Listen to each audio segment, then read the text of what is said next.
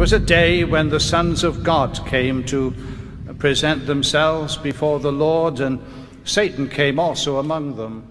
And the Lord said unto Satan, Whence comest thou? Then answered Satan and said, From going to and fro in the earth, and from walking up and down in it. And the Lord said unto Satan, Hast thou considered my servant Job, that there is none like him in the earth, a perfect, an upright man, one that feareth God and escheweth evil? Then Satan answered the Lord and said, Doth Job fear God for naught? Hast not thou made a hedge about him, and about his house, and about all that he hath on every side? Thou hast blessed the work of his hands, and his substance is increased in the land. But put forth thy hand now, and touch all that he hath, and he will curse thee to thy face. The great question in the book of Job is this: will Job's experience triumph over his theology, or will his theology triumph over his experience? Now that is a very relevant question even today. When some experience, good, bad, or indifferent, comes, will my theology triumph over that experience, or will that experience triumph over my theology? First time we meet Job in this book, he's a man compassed with blessings. He's got 7 sons and 3 daughters, 7,000 sheep, 3,000 camels, 500 yoke of oxen, 500 she-asses. He had a very great household, and the Holy Spirit himself says he was the greatest of all the men of the East. It was a day and an age when one's material prosperity was an indication of one's spiritual prosperity. You see, a man compassed with blessings, had everything that heart could desire. And he tells us himself later on in the book, he tells us that he never looked with lust, that he was a father of the fatherless, a friend and helper of the widow, that no stranger ever escaped his boundless hospitality, and that he did that which was right in the eyes of the Lord. Even in a day before the giving of the Mosaic law, this man Job knew enough about the true and living God to allow his farms and fields to have their Sabbath rest. A man compassed with blessings. But the second time you see Job, you see a man crippled by bankruptcy. There's been a crash on Wall Street. He's been wiped out. It was an absolutely disastrous day.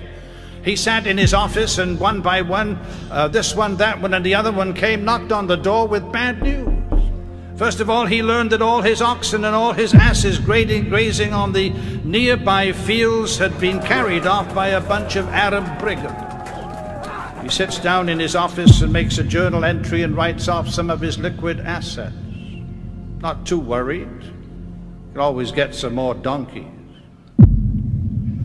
And then he learns that there has been a tremendous thunderstorm. The thunder roared and the lightning blazed, and all his sheep, 7,000 sheep, all been burnt to a crisp.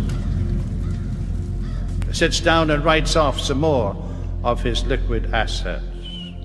He's beginning to wish he hadn't got up this morning. He's hardly put down his pen before somebody else comes banging on the door, and he's got some bad news. You know, Job was still a very rich man. He still had 3,000 camels. That's like having 3,000 rigs on the road these days. Still had 3,000 camels scouring across the Fertile Crescent down into the exotic markets of the distant East to bring the wealth of the world into his warehouse. He was still a rich man, but now comes this disaster that his camel caravans have been raided, and all 3,000 of his camels have been plundered and swept away. Job was bankrupt. Sat down, made the final journal entry of the day, went back home to his house and said to his wife, we're wiped out. I got nothing left. It had been a dreadful day. A man crippled by bankruptcy. Next time you see Job, you see a man crushed with bereavement. He's still got 7 sons and 3 very attractive daughters. They decided that he'd get his daughters married off and set his sons to work and recoup his fortune. Religious gatherings outside the synagogue and Hebrew school are strictly prohibited. And then they decided to have a party in one of their homes, and Job had got to the age in life where the more his sons and daughters went out feasting, the more he stayed home fasting. He loved his children. He was concerned about their spiritual welfare. He put them under the blood, in the Old Testament way of doing that kind of thing. And all of a sudden comes the terrible news. There's been a tornado. And it has swept right through the house where they were staying. They're all dead, every one of them. But I see poor old Job as he makes his way up to his bedroom, flings himself on his face before God.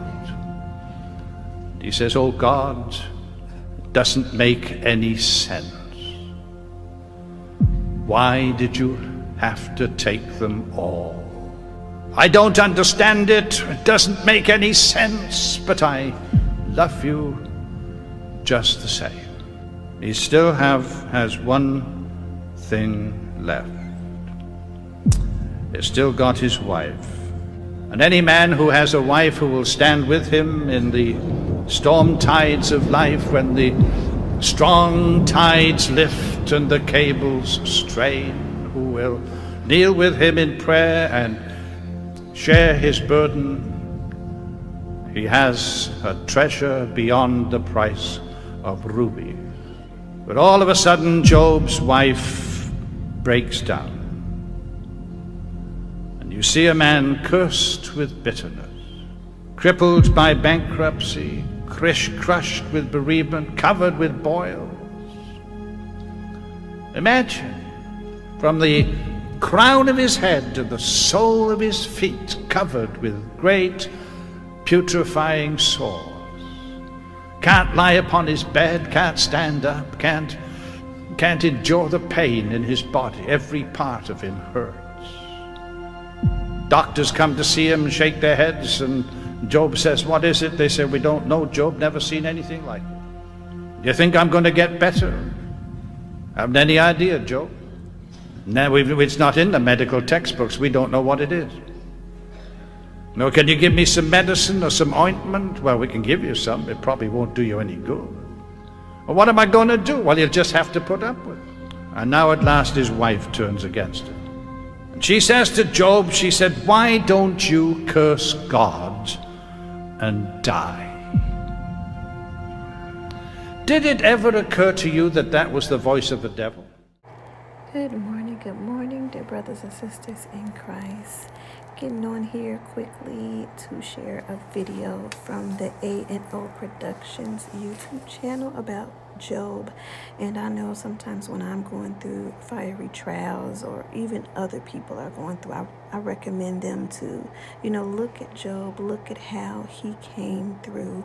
Job lost everything, literally, and even his own wife told him to curse God, but yet he never gave up. He never cursed God, and God blessed him with even more. So that encourages me, and it should also encourage you to never give up, no matter what trials are coming your way, no matter who leaves you or who stays, no matter if you lose everything, even with these mandates, even if we lose our jobs. Nothing should ever make you doubt God or trust God less, because God is with us. Even through our fiery storms, things come to test us, whether that's from Satan or from God.